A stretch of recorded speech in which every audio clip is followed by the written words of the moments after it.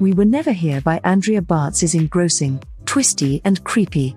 This was to some degree slow to build and develop but truly took off in the last 100 pages. The mental wellness subjects and portrayals of gaslighting were right on the spot, and it truly made me question what was going on. I simply wish it wasn't wrapped up so rapidly, and the last page kept me pondering a few things. However, generally this was surprisingly pretty good and a mild thrill ride. Keep your friends close and your enemies closer, but the question is what to do with your enemies? Kristin and Emily have been companions since college.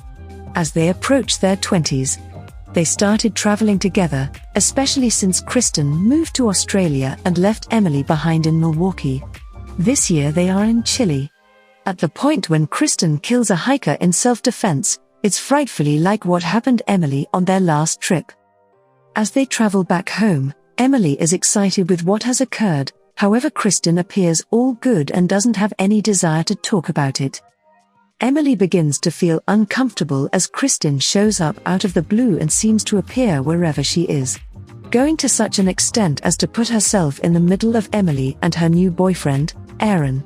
As Emily discovers new information about Kristin's youth, Emily feels increasingly more troubled as she begins to question Kristin's mental soundness.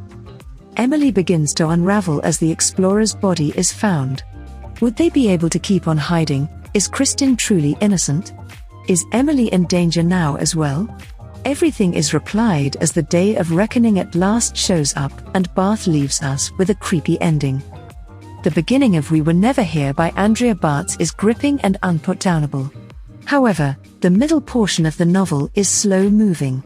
While attempting to make a climate of doubt and fear, it goes on a bit long and might have been straightened out. Kristin is portrayed as a dangerous person, in spite of the fact that it was clear at the beginning that something was off with her.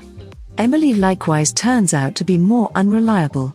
The frightfulness increases and the dramatization raises when you get to the ending, which is surprising and riveting. Thanks for listening this book review podcast. If you like this review, don't forget to follow, so that you do not miss any of our future podcast. Also show us your love by sharing it with your friends and family.